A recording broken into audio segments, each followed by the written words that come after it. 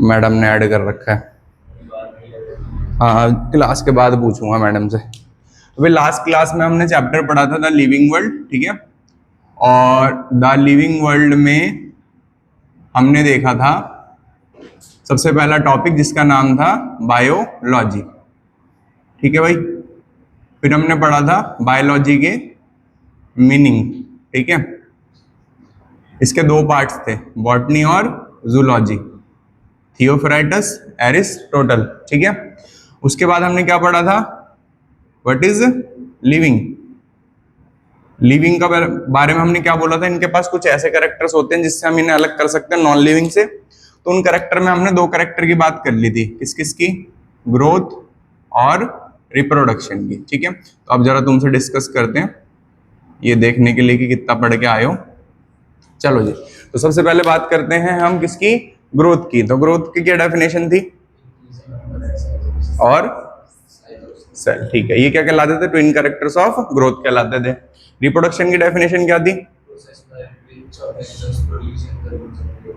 On kind, ठीक है, बढ़िया। देन हमने पढ़ा था ग्रोथ एक नॉन डिफाइनिंग कैरेक्टर है। क्यों है नॉन डिफाइनिंग कैरेक्टर, पहले तुम बताओ भाई।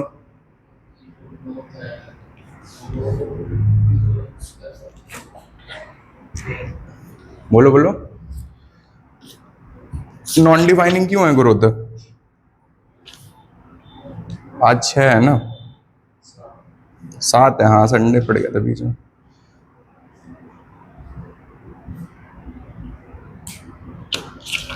भाई पढ़ोगे नहीं तो ऐसे दिक्कत बन जाएगी।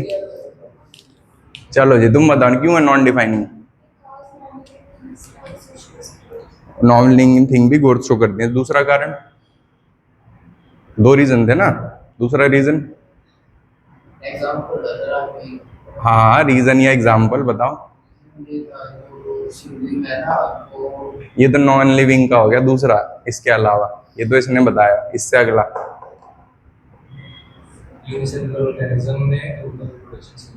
यूनिसेलुलर ऑर्गेनिज्म में ग्रोथ और रिप्रोडक्शन सेम होते। याद आ रहा है कैसे, कैसे बताओ, क्या बताया था। बाइनरी फिजन का एग्जांपल बताया था, एक सेल डिवाइड हो गई दो के अंदर। अब ये बाइनरी फिजन हुआ है, मतलब रिप्रोडक्शन हुआ है या डिवीजन हुई है, ये तो हम कह ही नहीं पा रहे थे। क्लियर है, याद आ गया, ठीक है। पढ़ नहीं रहे तुम, घर पे जाके थोड़ा रिवाइज करो, क्योंकि बहुत ज्यादा डिफिकल्ट नहीं है। पर आने से पहले और जाने के बाद सिर्फ 15 मिनट देख लोगे। मैं ऊँ नहीं कह रहा कि दिन भर बैठो लेके, है ना भाई। क्या कह रहा हूँ, बस आने से पहले 15 मिनट और जाने के बाद, बस इतना ही कर लो तो उतना अच्छा हो जाएगा, बढ़िया हो जाएगा। पर उतना करना है डेली। रिप्रोडक्शन के बारे में मैंने क्या बताया था, ये भी नॉन डिफाइनिंग कैरेक्टर है। तो इसका पहला कारण क्या था, इनफर्टाइल कपल्स। तो इनफर्टाइल कपल्स कैसे रिप्रोडक्शन को नॉन डिफाइनिंग बना रहे थे, तुम बताओ। अक्षिता, यशिता, हाँ बताओ कैसे बना रहे थे नॉन डिफाइनिंग। इससे अगला फिर तुम बताओगे। हाँ, क्यों इनफर्टाइल क्यों है नॉन डिफाइनिंग कारण। जैसे कोई तुमसे बोले कि तुमने बोला कि ये नॉन डिफाइनिंग है, तुमने बताया ये नॉन डिफाइनिंग इसलिए है because infertile couple baby produce नहीं कर पाते, ठीक है। तो ये तुम कैसे एक्सप्लेन करोगे कि इसकी डेफिनेशन को वो गलत कर रहा है या इसकी स्टेटमेंट को गलत कर रहा है। फॉर एग्जाम्पल तुमसे किसी ने पूछ लिया कि रिप्रोडक्शन में नॉन डिफाइनिंग है, इसका कारण है इनफर्टाइल कपल, और तुमसे किसी ने ये बोला मुझे समझ में नहीं आई ये बात, मुझे एक्सप्लेन करो इनफर्टाइल कपल वाला एग्जाम्पल कि कैसे। तो क्या आंसर बताओगे, नहीं वो तो दूसरा है। तो उसमें तुम पहले बताओगे कि रिप्रोडक्शन की डेफिनेशन क्या कहती है, process by which organism produce young ones. तो डेफिनेशन क्या कहती है, ऑर्गेनिज्म प्रोड्यूस यंग वंस। और इनफर्टाइल क्या नहीं कर पा रहा, can not produce young ones, means reproduction की डेफिनेशन को वो सेटिस्फाई नहीं कर पा रहा, और वो लिविंग है। इनफर्टाइल है पर वो लिविंग है, तो लिविंग होते हुए भी उसका रिप्रोडक्शन वाला कैरेक्टर क्या हो रहा है, अनसेटिस्फाई हो रहा है, इसलिए वो क्या हो गया, नॉन डिफाइनिंग। तो तुम्हें जो भी पढ़ रहे हो उसका रीजन पता होना चाहिए, ठीक है। जरूरी नहीं है कि तुमसे उतना ही पूछा जाएगा, ठीक है। आगे बढ़ते हैं। रिप्रोडक्शन के बाद अगला एग्जाम्पल क्या था, हनी बीज। हनी बीज में क्या था, हिंदी में बता दो, कोई दिक्कत नहीं है।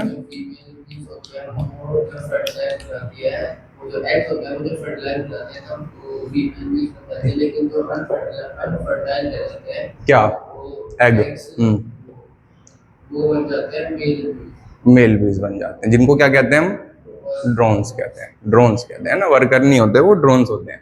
चलो जी, तो हम यहाँ पे अब इस चीज को मैंने बोला था थोड़ा और डिटेल में पढ़ेंगे, ठीक है। तो होता क्या है, जो अंडे देती है उसका नाम क्या होता है, क्वीन, और जो गैमेट बनाता है मेल, उसका नाम क्या होता है, ड्रोन। तो यहाँ पे क्या होता है, क्रोमोसोम का एक कंसेप्ट होता है। तो क्रोमोसोम को जरा थोड़ा सा समझेंगे हम। तो क्रोमोसोम हमें कब देखने को मिलता है, तो सबसे पहले हमें देखने को मिलती है हमारी बॉडी में एक सेल, ठीक है। इस सेल के अंदर हमें देखने को मिलता है सेंटर में एक न्यूक्लियस। सेंटर में क्या देखने को मिलता है, हमें न्यूक्लियस देखने को मिलता है, और न्यूक्लियस के अंदर हमें देखने को मिलते हैं क्रोमोसोम। तो ये हम अपनी बॉडी की बात कर रहे हैं। तो ये कौन सा क्रोमोसोम हो गया, नंबर 1। कौन सा हो गया, 1। ये कौन सा हो गया, chromosome number 2। Dot dot dot, ये हो गया क्रोमोसोम नंबर 23। तो ये बताओ मेल है या फीमेल है, ये ऑर्गेनिज्म जिसकी सेल देख रहे हो मेल है फीमेल है, क्यों, क्योंकि लास्ट वाला क्रोमोसोम क्या है, XY है। क्लियर होगी बात। तो मतलब इसका 23वां क्रोमोसोम पेयर में है, और उससे पहले वाले क्रोमोसोम भी पेयर में है ना, साथ में बोलना था। तो उससे पहले वाले क्रोमोसोम भी क्या है, पेयर में। ये बात क्लियर होगी यहाँ पे। अब यहाँ पे तुम्हें क्या समझ में आ रहा है कि इसकी सेल में क्रोमोसोम पेयर में है, तो टोटल क्रोमोसोम जो है इसके पास टोटल क्रोमोसोम जो है वो कितने हैं, 46, ठीक है। तो टोटल क्रोमोसोम जो है वो है 23 पेयर, ठीक है, या 46, ठीक है। तो इसको हम 23 पेयर या 46 कह सकते हैं। ये हमें समझ में आ गया, ठीक है। अब मैंने बोला कि बताओ तुम बच्चों को एक क्रोमोसोम पेयर में समझ में आ गया, तो जो भी सेल पेयर में होती है, जिसके क्रोमोसोम पेयर में होते हैं, ऐसी सेल को, ठीक है, ऐसी सेल को हम डिप्लॉइड कहते हैं। क्या कहते हैं, डिप्लॉइड सेल कहते हैं, ठीक है। DI डाई, दो, प्लॉइड मतलब पेयर ऑफ क्रोमोसोम, ठीक है। नेक्स्ट, डिप्लॉइड का जो सिंबल होता है वो होता है 2N। N का मतलब क्रोमोसोम, और दो उसके क्या है, कॉपीज है ना, एक क्रोमोसोम की दो कॉपीज है। क्लियर होगी बात यहाँ पे। तो ऐसे हम 2N इसका सिंबल देते हैं। ये दो वर्ड समझ में आ गए, ठीक है भाई। तो डिप्लॉइड क्या हुआ वो समझ में आ गया, उसका सिंबल क्या होता है वो समझ में आ गया। प्लांट्स में डिप्लॉइड को स्पोरोफाइट कहते हैं। क्या कहते हैं, स्पोरोफाइट कहते हैं। तो प्लांट्स में डिप्लॉइड को स्पोरोफाइट कहते हैं। तो स्पोरोफाइट के डिप्लॉइड के तीन नाम हो गए, डिप्लॉइड, 2N या स्पोरोफाइट हो गया। ये बात क्लियर होगी। अब जैसे मैं बोल रहा हूं तुमसे कि बताओ जी, मेरे हाथ में जो यहाँ कोई सेल होगी वो कैसी होगी, हैप्लॉइड या डिप्लॉइड। हैप्लॉइड तो मैंने पढ़ा ही नहीं अभी, है ना, तो डिप्लॉइड ही होगी, क्योंकि यही पढ़ा है अभी तुमने। तो हैप्लॉइड भी पढ़ लेते हैं जरा। चलो जी, तुक्का बिड़ा रहे हो तुम लोग। तो यहाँ पे मैंने क्या बताया भाई, एक और सेल है, इस सेल के अंदर क्या है, सेंटर में न्यूक्लियस के अंदर ये क्या है, क्रोमोसोम, और ये लास्ट वाला क्रोमोसोम है जो क्या आएगा, X। तो मतलब यहाँ क्रोमोसोम पेयर में नहीं है, क्रोमोसोम पेयर में नहीं है। तो टोटल यहाँ क्रोमोसोम कितने हुए, ओनली 23। कितने हुए भाई, 23 क्रोमोसोम है। तो ऐसी सेल को हम कहते हैं हैप्लॉइड। क्या कहते हैं, हैप्लॉइड। तो हैप्लॉइड का मतलब होता है उसमें क्रोमोसोम हाफ है, ठीक है, क्रोमोसोम हाफ है, पेयर में नहीं है, ठीक है। और हैप्लॉइड का जो सिंबल होता है वो होता है N। क्यों हुआ N, समझ में आया, दो थे पेयर, तो 2N, और एक ही है, पेयर तो है ही नहीं, तो क्या हो गया, ये N हो गया। तो इसे हम क्या कहते हैं, अनपेयर्ड। क्या कहते हैं, अनपेयर्ड। और इसे क्या कहते हैं, पेयर्ड ऑफ क्रोमोसोम। तो डिप्लॉइड को अगर मैं डिफाइन करने को बोलूं तो क्या बोलोगे, the cell which contain pair of chromosome. Haploid को डिफाइन करने को बोलूं तो क्या बोलोगे, the cell which contain unpaired chromosomes. Clear होगी बात भाई यहाँ पे। अब जो हैप्लॉइड होता है इसका जो सेकंड नेम होता है, थर्ड नेम जो होता है वो नाम होता है गैमेटोफाइट। क्या नाम होता है भाई, गैमेटोफाइट नाम होता है, ठीक है। चलो जी, अब दोबारा बात करते हैं जो मैं एग्जांपल पूछ रहा था। तो मैंने बोला हम ह्यूमन हैं, हमारे अंदर कितने क्रोमोसोम होते हैं, 46। कितने होते हैं, 46। तो लेट करो कोई XYZ कोई ह्यूमन है, ठीक है, मेल। उस मेल की स्किन में कितने क्रोमोसोम होंगे, बोलो भाई, सारे बोलो, तीन तीन ही बच्चे, तीनों नहीं बोल रहे। हाँ बताओ भाई, 46 मतलब हैप्लॉइड हो गया उसकी स्किन की सेल, या डिप्लॉइड होगी, अरे डिप्लॉइड है ना, 2N डिप्लॉइड। चलो उसकी आईज में कितने क्रोमोसोम होंगे, आईज की सेल में 46। तो आईज में डिप्लॉइड है या हैप्लॉइड है, डिप्लॉइड है। चलो जी ठीक है। चलो अब डिफिकल्ट पूछते हैं कुछ, ठीक है। तो अब बताओ यहाँ पे कि उसके जो जेनिटल ऑर्गन्स है, ठीक है, फॉर एग्जांपल टेस्टिस और ओवरीज है, उसमें कितने क्रोमोसोम होंगे, हैप्लॉइड या डिप्लॉइड? डिप्लॉइड ही होंगे, ठीक है, क्योंकि अभी तक उसके अंदर गैमेट्स नहीं आए, ठीक है, अभी तक उसकी बॉडी के स्ट्रक्चर ही चल रहे हैं। अब मान लो एक ऑर्गेनिज्म की बॉडी की बात कर रहे हैं हम, गैमेट्स की, इसकी बात कर रहे हैं गैमेट्स के, ठीक है, तो गैमेट्स क्या हो गए उसके, स्पर्म और ओवा, क्या हो गए, स्पर्म ओवा। तो वैसे स्पर्म नहीं बोलते, सिंगल स्पर्म को स्पर्मेटोजोआ बोलते हैं, ठीक है, तो स्पर्मेटोजोआ हो गया और ओवा हो गया। तो ये बताओ स्पर्मेटोजोआ और ओवा में कितने क्रोमोसोम होंगे, हैप्लॉइड या डिप्लॉइड? हैप्लॉइड होंगे, ठीक है। अब एक ये मान लो हैगा स्पर्मेटोजोआ या ओवा, तो इसके अंदर क्रोमोसोम क्या आएंगे, अनपेयर्ड, कैसे आएंगे, अनपेयर्ड है। तो अनपेयर्ड जब भी होंगे क्रोमोसोम हैप्लॉइड, तो हमारी बॉडी में, ह्यूमन की बॉडी में सिर्फ एक ही सेल होती है जो हैप्लॉइड होती है, वो होते हैं गैमेट्स। क्या होते हैं, गैमेट। अब बात करते हैं प्लांट्स की, ठीक है, तो प्लांट्स में फ्लावर वाले प्लांट्स हैं, ठीक है, फ्लावर वाले प्लांट्स जो हैं उनके अंदर क्रोमोसोम जो होते हैं उनकी बॉडी में, ठीक है, वो कितने होते हैं, डिप्लॉइड, मतलब 2n होते हैं, ठीक है, मतलब मान लो गेहूं है तो उसमें 7 होते हैं, ठीक है, तो मतलब 7 पेयर 14 होते हैं। तो अब मैं कुछ एग्जांपल बताऊं, प्लांट की रूट में कितने क्रोमोसोम होंगे, हैप्लॉइड, डिप्लॉइड या स्पोरोफाइट? स्पोरोफाइट, स्पोरोफाइट, डिप्लॉइड या स्पोरोफाइट, दोनों प्लांट में वर्ड का यूज करते हैं, स्पोरोफाइट। चलो प्लांट की स्टेम कैसी होगी, डिप्लॉइड या हैप्लॉइड? डिप्लॉइड। प्लांट का फ्लावर कैसा होगा, हैप्लॉइड, डिप्लॉइड? ठीक है। प्लांट के फ्लावर में male part, anther, haploid, diploid? है ना, जैसे टेस्टिस था तो वो भी डिप्लॉइड था, एंथर भी क्या होगा, डिप्लॉइड ही होगा। चलो प्लांट्स में एंथर में पॉलन ग्रेन, मतलब गैमेटोफाइट। तो बताओ प्लांट का मेल गैमेटोफाइट का क्या नाम होता है, पॉलन ग्रेन, सिंपल है ना। गैमेट की जगह एंट्रेंस में क्या लिखा आता है, गैमेटोफाइट लिखा आता है, एक ही बात है, ठीक है। फिर दोबारा आगे बढ़ते हैं हम। चलो तो तुम्हें ये समझ में आ गया हैप्लॉइड क्या है और डिप्लॉइड क्या है, क्लियर होगी बात। जब तक गैमेट्स नहीं बोलेंगे जब तक क्या चलेगा, डिप्लॉइड, और जब गैमेट बोल देगा बंदा तो क्या हो जाएगा, हैप्लॉइड हो जाएगा, क्लियर होगी बात। तो हैप्लॉइड डिप्लॉइड का कंसेप्ट समझ में आ गया। अब बात करते हैं क्वीन और ड्रोन्स की, ठीक है।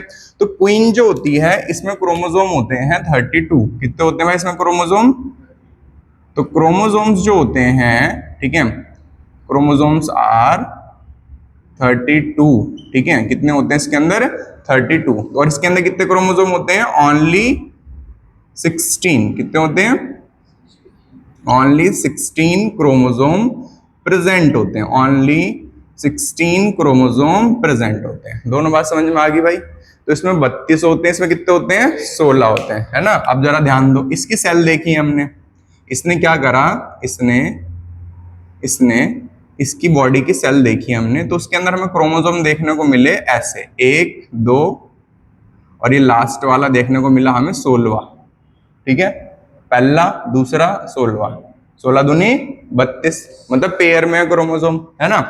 ड्रोन्स की सेल देखी, उसके अंदर न्यूक्लियस देखा, न्यूक्लियस में क्रोमोसोम क्या देखने को मिला, पहला दूसरा dot dot dot dot, last में वाई। तो मतलब ये 16 क्रोमोसोम है और 16 के 16 कैसे हैं, अनपेयर्ड। तो बताओ इसमें डिप्लॉइड कौन है, हैप्लॉइड कौन है, और ड्रोन हैप्लॉइड है, क्लियर होगी बात ये यहाँ पे। तो ये डिप्लॉइड है, ये हैप्लॉइड है, ठीक है। अब यहाँ पे इसमें क्रोमोसोम कितने थे, 32, इसमें क्रोमोसोम कितने थे, 16। अब इसने क्वीन ने एक सेल डिवीजन प्रोसेस से, ठीक है, जो हमारे अंदर भी चलती है, उसके द्वारा इसने बनाया एग, क्या बनाया, एग। तो इसने प्रोड्यूस करा, ठीक है, एग, प्रोड्यूस एग बाय अ सेल डिवीजन कॉल्ड मियोसिस, ठीक है। तो ये तुम्हें चैप्टर 10 में पढ़नी है। तो इस सेल डिवीजन का नाम क्या है, मियोसिस। तो मियोसिस एक ऐसी सेल डिवीजन है जिसमें एक डिप्लॉइड क्या प्रोड्यूस करता है, हैप्लॉइड प्रोड्यूस करता है। तो इसने एग प्रोड्यूस करा, और एग में क्या होते हैं, 16 क्रोमोसोम्स होते हैं। एग में कितने क्रोमोसोम होते हैं, 16 क्रोमोसोम्स होते हैं, ठीक है।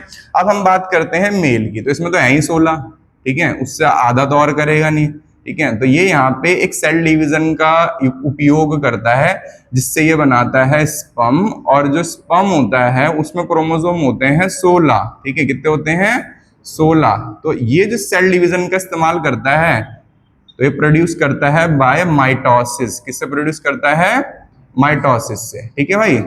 हाँ 8 नहीं होते है ना, क्यों? क्योंकि माइटोसिस एक ऐसी सेल डिवीजन है जिससे क्रोमोसोम जितने पहले थे उतने ही बाद में रहते हैं, ठीक है। अब इन दोनों का एक एक एग्जांपल बताता हूं, ठीक है। फॉर एग्जांपल कि तो हम में से किसी को कभी चोट लगी, अपना क्यों नाम लूं, है ना, तो हम में से किसी को क्या लग गई, कभी चोट लग गई, तो ये बताओ यहाँ पे अगर स्किन पे चोट लग गई हल्की सी, तो यहाँ पे जो नई सेल बनेगी वो हैप्लॉइड बनेगी, डिप्लॉइड बनेगी? ऐसा तो नहीं होगा ना भाई इधर हल्का सा गड्ढा हुआ यहाँ पे सारी सेल हैप्लॉइड बनेगी, ऐसा तो नहीं होगा, डिप्लॉइड ही बनेगी। अब यहाँ पे जरा ध्यान दो, यहाँ पे क्या हुआ, हैप्लॉइड था और हैप्लॉइड से क्या बना आगे, हैप्लॉइड बना, यस और नो? हैप्लॉइड था, हैप्लॉइड से हैप्लॉइड बना। अब बताओ हमारी जो यहाँ पे स्किन हीलिंग होती है, हमारी बॉडी में जो हीलिंग प्रोसेस होती है वो कौन सी प्रोसेस होती है, माइटोसिस या मियोसिस? कैसे, क्यों?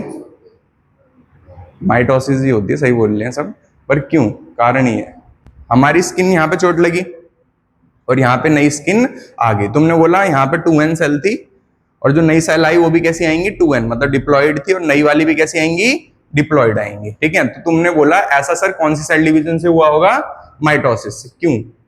कारण?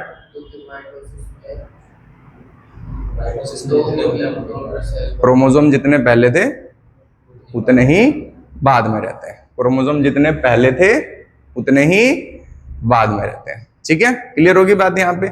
अब यहाँ पे ये वाली प्रोसेस देखो, ठीक है। तो मान लो ये जो प्रोसेस है, ये प्रोसेस अब हम अपनी बॉडी में समझे, ठीक है। तो एक ह्यूमन है, ह्यूमन में जो टेस्टिस होता है वो प्रोड्यूस करता है स्पर्मेटोजोआ, और जो ओवरी होती है वो प्रोड्यूस करती है एग, ठीक है। तो ये बताओ एक टेस्टिस जो है जिसके अंदर सारी सेल 2n है और वो प्रोड्यूस कर रहा है n स्पर्म, और ओवरी जिसमें सारी सेल 2n है और वो प्रोड्यूस कर रही है n एग, तो ये बताओ यहाँ पे इन्होंने कौन सी सेल डिवीजन से प्रोड्यूस करा होगा, मियोसिस से प्रोड्यूस करा होगा। अब यहाँ पे मुझे रीजन बताओ कि जो गैमेट्स होते हैं वो हैप्लॉइड ही क्यों बनते हैं?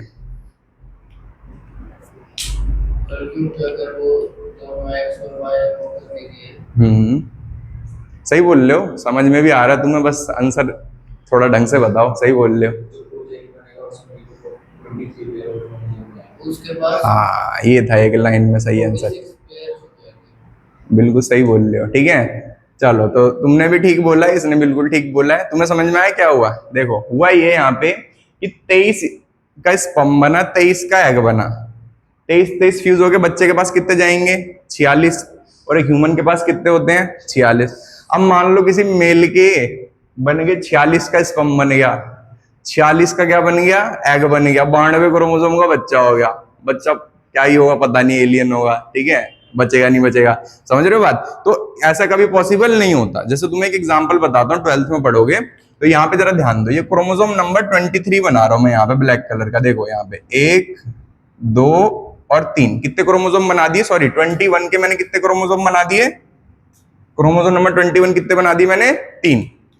पहले में भी 2 है, दूसरे में भी 2 है, तीसरे में भी 2 है, चौथे, पांचवें, छठे, ऐसे सबके सब में 2 2 2 2 है, पर 21वें क्रोमोसोम में कितने क्रोमोसोम हो गए?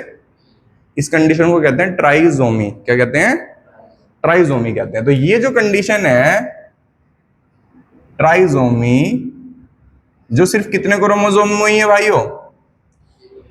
एक में, सिर्फ एक में, मतलब 21वें में, और बच्चा दिमाग से हो जाता है पैदल। इस कंडीशन का नाम होता है डाउन सिंड्रोम। क्या नाम होता है? डाउन सिंड्रोम, ठीक है। तो डाउन सिंड्रोम होता है ट्राइजोमी ऑफ 21st क्रोमोसोम की वजह में। सिर्फ एक क्रोमोसोम गया और बच्चा दिमाग से गया, ठीक है, दिमाग से, सेहत से, हर तरीके से गया।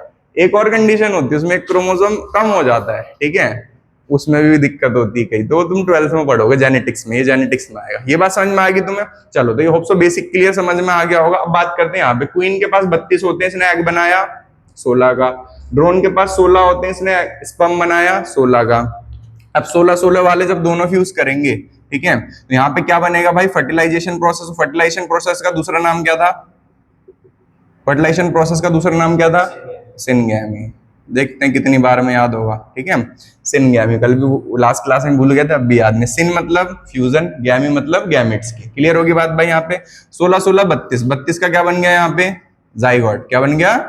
जाइगोट। तो जाइगोट में कितने क्रोमोसोम है? 32 क्रोमोसोम से, ठीक है। मतलब जाइगोट डिप्लॉयड है, एप्लॉयड है, डिप्लॉयड है ना, डिप्लॉयड है। अब 32 क्रोमोसोम का बताओ, मेल बनेगा फीमेल बनेगा, है ना, समझ में आ रही बात। तो मैंने क्या बताया था लास्ट क्लास में, जाइगोट बनेगा तो हमेशा क्या बनेगा, फीमेल। जाइगोट बनेगा तो हमेशा क्या बनेगा, फीमेल। कारण समझ में आया, कारण समझ में आया। अब मान लो ये जो एग है ये कैसा रह गया भाई, अनफर्टिलाइज्ड रह गया। तो अनफर्टिलाइज रह गया तो इसमें क्रोमोसोम कितने हैं, 16। Unfertilize egg develop into drone, किसमें डेवलप कर जाता है, बाय, इस प्रोसेस का नाम क्या होता है, बाय पार्थीनोजेनेसिस। प्रोसेस का नाम क्या होता है, पार्थीनोजेनेसिस। तो ये वो वर्ड है जो तुम्हें एग्जाम में लिखना होता है, पार्थीनोजेनेसिस। तो पार्थीनोजेनेसिस एक प्रोसेस है जिससे एक ड्रोन बनता है बिना फर्टिलाइजेशन के, ठीक है। पार्थीनोजेनेसिस, पार्थीनोजेनेसिस लिख लो भाई। तो ये था यहाँ पे, हाँ, trisomy, TRISOMY, trisomy, trisomy of 21st chromosome. ये जितने कंसेप्ट बता रहा हूं ध्यान से समझते रहो, बिल्कुल ही यूं मत सोचा कि फालतू के हैं, क्योंकि जैसे जैसे 12th में जाओगे तुम्हें सारे काम आएंगे, और जो नया बच्चा आएगा 12th में तुम्हें देखने को मिलेगा उसे कुछ नहीं आता होगा ऐसा कोई भी कंसेप्ट। अब भी 11वीं 12वीं वाले बच्चों को वीडियो देखना 11वीं 12वीं की, मेरे को अभी तक ये पढ़ाना पड़ता है, मियोसिस, माइटोसिस, हैप्लॉइड, डिप्लॉइड आता ही नहीं इन्हें, क्योंकि इन्होंने पढ़ ही नहीं रखा पहले। जिन्होंने पढ़ रखा वो बोलते रहते सर ये बार बार क्यों पढ़ा रहे हो एक ही चीज।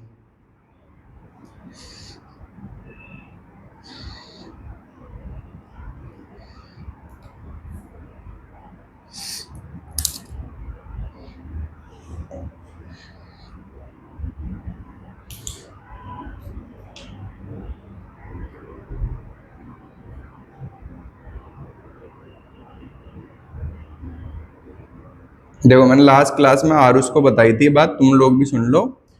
प्ले स्टोर पे एक ऐप है नीट PYQ करके, ठीक है, उसका नाम ही है नीट PYQ करके। उसको डाउनलोड करोगे तो उसमें तुम्हें हर सब्जेक्ट के PYQ मिल जाएंगे, वो भी chapter wise. For example chapter 1 तो उसका भी PYQ डायरेक्ट जैसे टच करोगे बिल्कुल सामने तुम्हारे खुल जाएंगे। और कब से कब तक के खुल जाएंगे, मतलब आज से 10-20 साल पहले के। तो उसमें प्रॉब्लम ये है कि जो टॉपिक पहले कट चुके हैं उसके भी क्वेश्चन होंगे, तो उसकी टेंशन नहीं लेनी तुम्हें, बस वो अटेम्प्ट करना जो तुम्हें समझ में आ रहा है कि हाँ हमने पढ़ा हुआ है।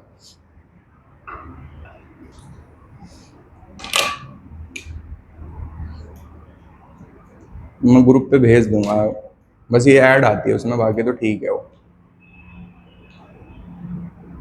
तो तुम्हारा जो सबसे पहला स्टेप होगा कि तुम नीट लेवल पे किस स्टेज पे पहुंचे हो 12वीं के बाद या 12वीं खत्म होते होते, तो तुम उसमें कितने पेपर में कितना स्कोर कर रहे हो उस ऐप में, उससे पता चल जाएगा तुम्हें खुद ही।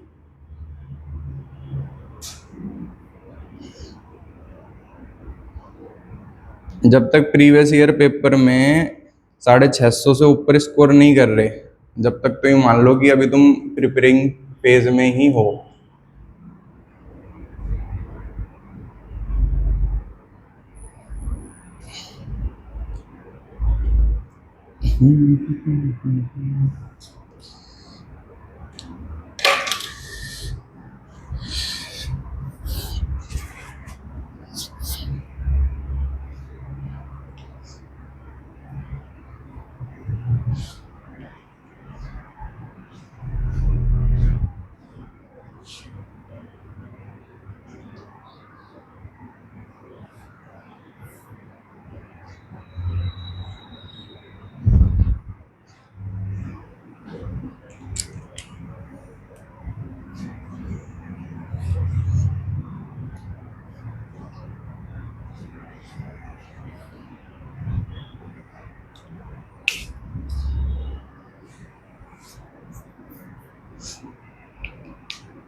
तो पार्थिनोजेनेसिस क्या प्रोसेस होती है, process of development of new organism without fertilization, ठीक है। इसकी डेफिनेशन लिख देता हूँ, process of development of new organism, process of development of new organism without fertilization, without fertilization.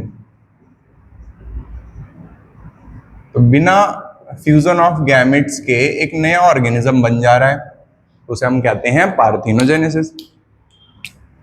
तो ये एक बच्चा था, उसने एग्जाम में लिख रखा था पार्थिनोजेनेसिस। भाई बोलते भी गलत हो, लिखते भी गलत हो, PHA करके लिख रखा था उसने, पार्थिनोजेनेसिस। यार गजब है। ये सब लिख लेना, हैप्लॉइड, डिप्लॉइड, सारी चीजें लिख लेना।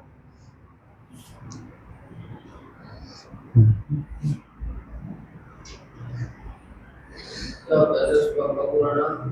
किसका? स्पर्मेटोजोआ। सिंगल स्पर्म को कहते हैं हम 1 = स्पर्मेटोजोआ, स्पर्मेटोजोआ। बहुत सारे स्पर्मेटोजोआ स्पर्म कहलाते हैं, ठीक है। अब तुम्हें कुछ टाइम बाद पता चलेगा स्पर्म भी नहीं कहते, सीमन कहते हैं, वो बाद में बताऊंगा, ठीक है, क्यों। अच्छा, जब वो जो दो डक्स होते हैं उनके पास आने से पहले सब होता है, जब उसको न्यूट्रिशन वगैरह और मोर्टेलिटी प्रोवाइड हो जाती है तो उसी में होता है। हाँ मतलब सही है तुम्हारी थ्योरी, पर थोड़ा ऐड कर देता हूँ इसमें चीज। जो स्पर्म का बाहर आने वाले रास्ते होते हैं, जिन्हें हम क्या कहते हैं, एक्सेसरी डक्ट्स कहते हैं, ठीक है। तो जो स्पर्म के बाहर आने वाले रास्ते होते हैं, उन रास्तों को लुब्रिकेशन देने के लिए कुछ ग्लैंड्स होती हैं, जिनका नाम शायद सब तुम लोगों ने सुना होगा, seminal vesicle, prostate gland, bulbourethral gland, Cowper's gland, ठीक है। ये ग्लैंड्स होती हैं जो उन रास्तों को क्या देती हैं, लुब्रिकेशन। अब लुब्रिकेशन जो है वो लिक्विड है। अब लिक्विड और कौन मिक्स हो गया आपस में, स्पर्मेटोजोआ। अब वो लुब्रिकेशन वाला लिक्विड और स्पर्मेटोजोआ जब मिक्स हो गया आपस में तो क्या कहलाता है, सीमन। सीमन का मतलब समझ में आया, sperm plus secretion of glands, ठीक है। तो इसलिए सीमन कहते हैं, ज्यादातर स्पर्म वर्ड यूज नहीं होता 12th में।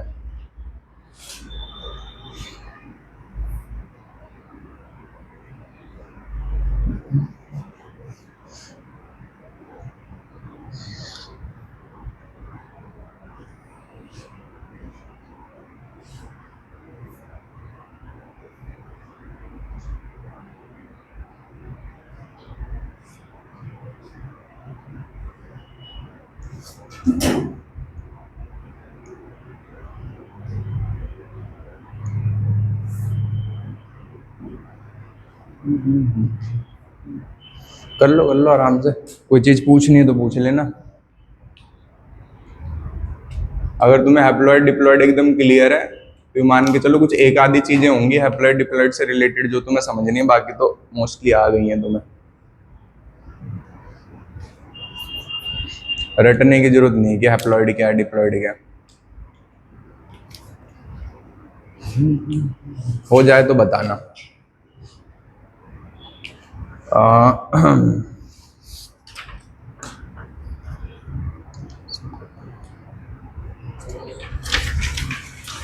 चलो जी, तो हम अगले टॉपिक पे बढ़ते हैं जिसका नाम है मेटाबॉलिज्म। कोई डाउट तो नहीं है अभी तक? ठीक है जी, तो टॉपिक का नाम डालेंगे मेटाबॉलिज्म। सेम जैसे पार्थिनोजेनेसिस प्रोसेस है, ऐसी पार्थिनोजेनेसिस जैसी एक और प्रोसेस होती है प्लांट्स में, जिसमें सीड बन जाता है बिना फर्टिलाइजेशन के। तो यहां पे हम टॉपिक का नाम लिखेंगे मेटाबॉलिज्म, मेटाबॉलिज्म, ठीक है। तो ये थर्ड लिविंग का कैरेक्टर है जिसका नाम है मेटाबॉलिज्म, और ये डिफाइनिंग कैरेक्टर है, इनमें एक्सेप्शन वाली बात नहीं होती, ठीक है। तो मेटाबॉलिज्म क्या होता है, the sum total of all chemical reaction occurring inside living body, occurring inside living body। चलो जी, तो अब जरा इसको समझ लेते हैं। बताओ जी, पहले तो तुम तीनों मुझे बताओ एक एक करके, सम का मतलब क्या होता है? और एडिशन। एडिशन। एडिशन है ना, सम का मतलब जोड़ना। सिंपल है ना, सम का मतलब जोड़ना, इतना क्यों कॉम्प्लिकेट करना, इजी तो है, सम का मतलब जोड़ना। ठीक है भाई, तो सम total of all chemical reaction occurring inside the living body. चलो जी, तो सम टोटल जरा समझते हैं। तो एक प्रोसेस लिख रहा हूं मैं यहाँ पे, जरा बताना कौन सी प्रोसेस है, पहले ये बताना। गैस कर पा रहे हो? बताओ जी। फोटोसिंथेसिस। ठीक है भाई, दो मॉलिक्यूल थे, सिंपल थे, और इन्होंने जुड़ के एक कैसा मॉलिक्यूल बनाया? कॉम्प्लेक्स। ठीक है भाई, तो दो सिंपल मॉलिक्यूल ने क्या बनाया? एक कॉम्प्लेक्स मॉलिक्यूल बनाया। तो बताओ, ये जुड़ने वाली प्रोसेस हुई या टूटने वाली प्रोसेस हुई? एडिशन हुई है ना, मतलब जुड़ने वाली प्रोसेस हुई, एडिशन हुआ। ठीक है भाई, चलो एक प्रोसेस और लिखते हैं। तो प्रोसेस है कि ग्लूकोज जो अभी बना, ठीक है भाई, ऑक्सीजन जो हमने सांस में लिया, तो ये कहां से आया? जब हमने खाना खाया। ये कहां से आया? जब हमने सांस ली। और इन दोनों ने मिक्स करके हमें दिया एटीपी। क्या दिया? Plus CO2। चलो जी, तो अब बताओ कौन सी प्रोसेस है? टूटने वाली, जुड़ने वाली? कॉम्प्लेक्स किस में टूटा? सिंपल में। ठीक है, C6H12O6 180U। ठीक है, मास नंबर, मतलब जो इसका टोटल जोड़ोगे, कार्बन का 12 है ना, ऐसे करके जोड़ोगे तो कितना आता है? अराउंड 180 आता है। ठीक है, तो इसका मास और इसके मास को कंपेयर करोगे तो किसका ज्यादा है? इसका। ठीक है, तो एक कॉम्प्लेक्स किसमें टूटा?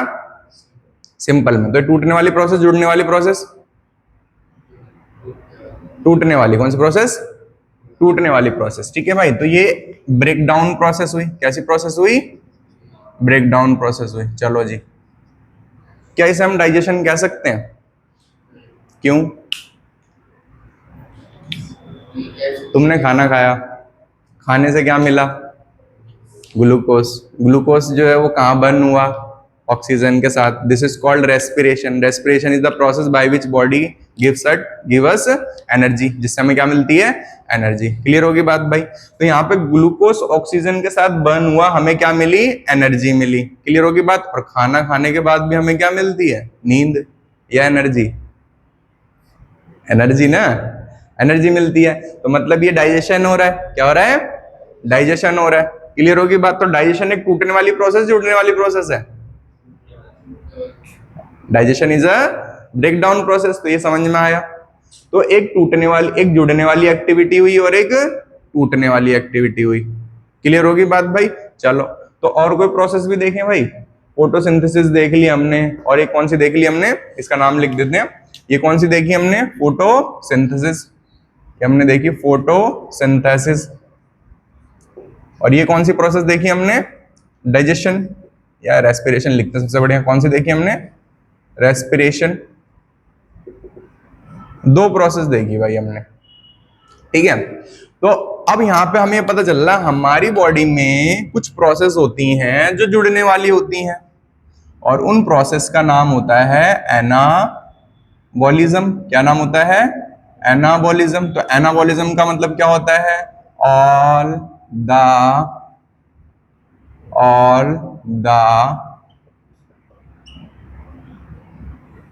बिल्डिंग अप या adding process of our body, जितनी भी जुड़ने वाली प्रोसेस होती हैं हमारी बॉडी की। ठीक है, कैटाबॉलिज्म। कैटा मतलब टूटना, ठीक है, बॉडी में। तो all the break down processes of our body. ठीक है, तो जितनी भी लिविंग की बॉडी में टूटने वाली प्रोसेस होती हैं, तो टूटने वाली प्रोसेस का एग्जांपल क्या हो गया भाई? रेस्पिरेशन। क्या हो गया? रेस्पिरेशन। और जुड़ने वाली प्रोसेस का नाम क्या हो गया? एनाबॉलिज्म या फोटोसिंथेसिस। ये इसका एग्जांपल हो गया। ये क्या हो गया? इसका एग्जांपल हो गया। ठीक है भाई।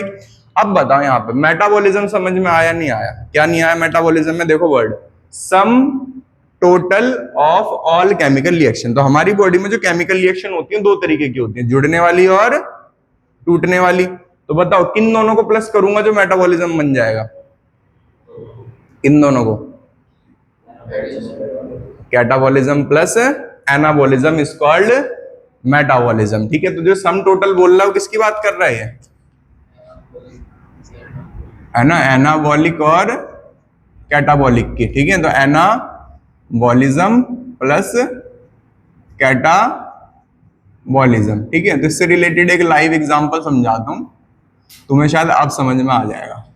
तो नितिन सर जिमर बॉय हैं, है ना? तो इनके पास एक स्टूडेंट आया पहले का, बहुत कह रहा सर एक स्टेनाजोल स्टेरॉइड है, ठीक है, जिम जो बॉडी बनाने के लिए होता है, और एक क्लैन स्टेरॉइड है। ठीक है। तो ये दोनों मैं ले सकता हूँ एक साथ?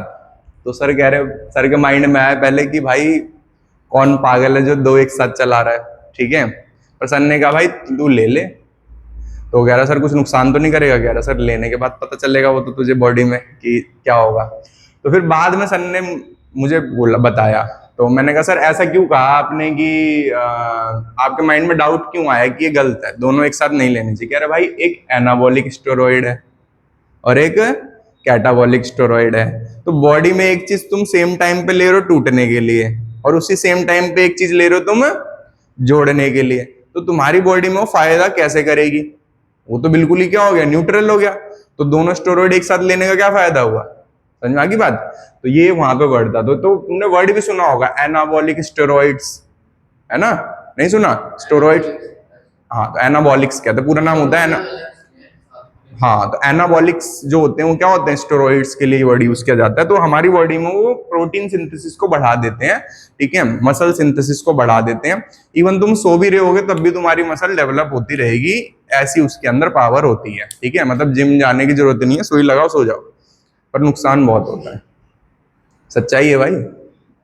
रिसर्च हुई थी, एक बंदे को 3 महीने तक स्टेरॉइड दिया हर हफ्ते। ठीक है ना? उसने एक्सरसाइज करी और खाना नॉर्मल जो घर का खाता था। एक बंदा था उसे रोज रगड़ के 2 टाइम एक्सरसाइज कराई, प्रोटीन दिया दबा के, स्टेरॉइड नहीं दिया। 3 महीने बाद जो बंदा सिर्फ स्टेरॉइड ले रहा था और जो मर्जी खा रहा था, उसकी बॉडी इससे क्या थी? ज्यादा थी। ठीक है। इतना तगड़ा काम करता है। तो इसका मतलब ये नहीं कि लेना है। ठीक है। बेकार चीज है ये समझ में आ गया? मेटाबॉलिज्म। तो देखो मेटाबॉलिज्म से रिलेटेड एक दिक्कत क्या हुई, हुआ ये कि कुछ साइंटिस्ट ने ना इसको यूं कहा कि मेटाबॉलिज्म जो है ना वो एक्सेप्शन है, मतलब लिविंग में और नॉन लिविंग में भी पाई जाती है। तो उन्होंने बोला जो प्रोसेस जो होती है ना इन विट्रो में, ठीक है, वो एक मेटाबॉलिक प्रोसेस होती है। तो इन विट्रो क्या होता है तो वो भी जरा समझो यहाँ पे। तो देखो होता क्या है, 2 वर्ड होते हैं, एक होता है इन विट्रो, ठीक है, और एक होता है इन वीवो। क्या होता है? इन विट्रो और इन वीवो। सो रहे हो आज सबके सब बोल नहीं रहे। तो एक होता है इन विट्रो और एक होता है इन वीवो। ठीक है भाई। तो इन विट्रो जो होता है उसे कहते हैं लैब, क्या कहते हैं? लैब में या टेस्ट ट्यूब में होने वाली प्रोसेस को। और इन वीवो जो होता है वो कौन सी प्रोसेस को कहा जाता है? नेचुरली होने वाली प्रोसेस को। समझ में आ गया इन विट्रो इन वीवो का मतलब? ठीक है।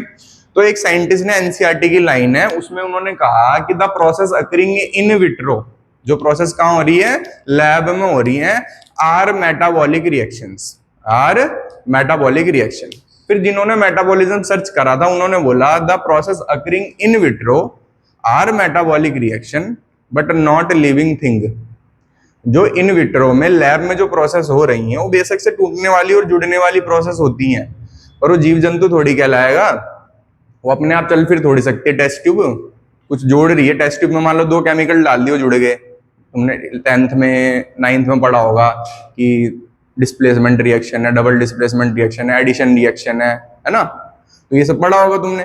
तो ये जो प्रोसेस तुम पढ़ रहे थे तो उसमें भी तुम्हें क्या दिखा कि भाई जुड़ना और टूटना तो उन प्रोसेस में भी हो रहा है। तो क्या तुम उनको, उन केमिकल्स को क्या बोल दोगे? लिविंग थिंग बोल दोगे? नहीं बोल सकते। तो साइंटिस्ट ने कहा the process occurring in vitro our metabolic reaction but not a living thing. तो इसमें एक नोट डाल के स्टेटमेंट लिखोगे, पहले ये लिख लिया हो तो बताओ।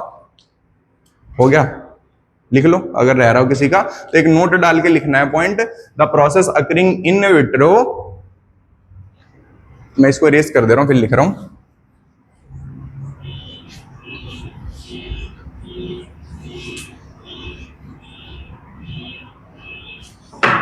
चलो जी, यहां स्टेटमेंट लिखेंगे, the process occurring occurring in vitro, समझ में आ रहा है ना word, is a living reaction और metabolism but not a living thing.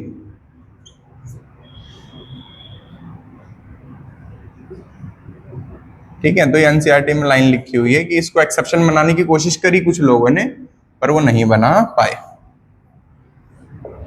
तो the process occurring in vitro is a living reaction but not a living thing. चलो जी, तो पहले अब जरा इसके बारे में मुझे याद, किस किसका, मेटाबॉलिक का।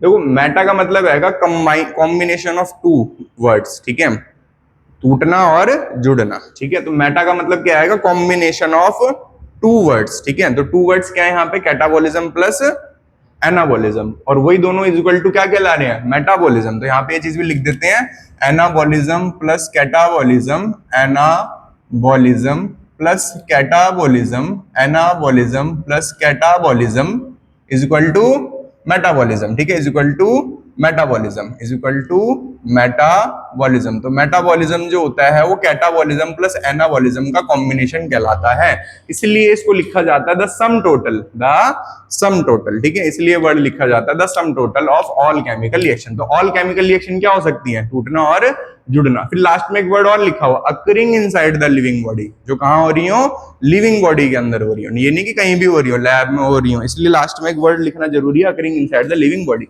एक बार पहले मुझे याद करके सुनाओ इतना, ठीक है, जो अभी तक हुआ है, उसके बाद फिर हम क्वेश्चन करते हैं कुछ। तो क्या क्या सुनाओगे पहले भाई, सबसे पहले बताओगे कि हनी बी के अंदर कैसे प्रोसेस होती है, जो फीमेल होती है वो डिप्लॉयड होती है, मेल जो होता है हैप्लॉयड होता है, क्वीन जो होती है वो मियोसिस करके बनाती है एग, मेल जो होता है वो बनाता है स्पर्मेटोजोआ माइटोसिस करके, फिर अगर फर्टिलाइज हो जाता है तो बनता है डिप्लॉयड जाइगोट जो डेवलप होता है फीमेल में, एंड देन आता है मेल। मेल कैसे बनता है, जो अनफर्टिलाइज एग होता है वो पार्थिनोजेनेसिस से डेवलप हो जाता है, किसमें, मेल में या ड्रोन में। क्या, ये तो इसके बाद बताओगे ना, ये तो मैं यूं बता रहा हूँ कि वहां से बताना है, ये नहीं कि सिर्फ मेटाबॉलिज्म याद करना है।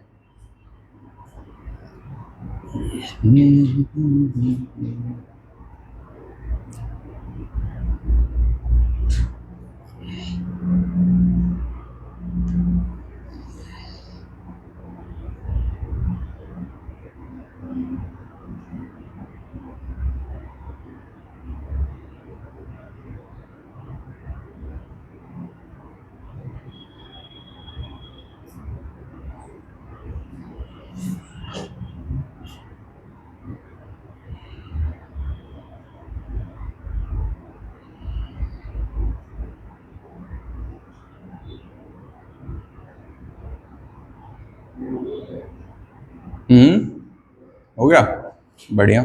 एक वर्ड लिख लो जहां तुमने वो लिखा है ना पार्थिनोजेनेसिस, उसी के ब्रैकेट में लिख लेना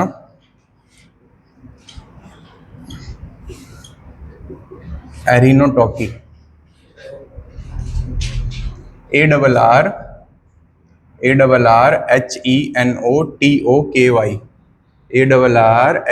ARRHENOTOKY, एरिनोटॉकी। ये पार्थिनोजेनेसिस का ही एक और वर्ड है, ठीक है। जब एक अनफर्टिलाइज एग से कोई मेल या फीमेल डेवलप होती है तो यही वर्ड यूज किया जाता है। चलो जी, पहले तुम सुनाओ भाई, सबसे पहले एरिनोटॉकी के बारे में डेफिनेशन पहले एरिनोटॉकी की। Well, aeronautical means the growing or developing of unfertilized egg into a drone. नहीं, development of a new organism without fertilization, ठीक है, development of a new organism without fertilization, क्योंकि ये सिर्फ हनी बी में ही नहीं होती, और भी ऑर्गेनिज्म में ऐसी प्रोसेस होती है, ठीक है। तो इसलिए हम स्पेसिफिकली उसके लिए नहीं बोल सकते कि ड्रोन में हो रही है। Development of new organism without fertilization, example drones, ऐसे बोल सकते हो, ठीक है। चलो जी आगे।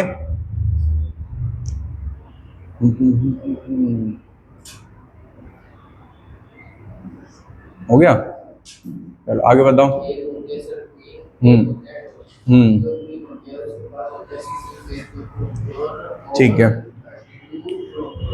ठीक है। और उसके बाद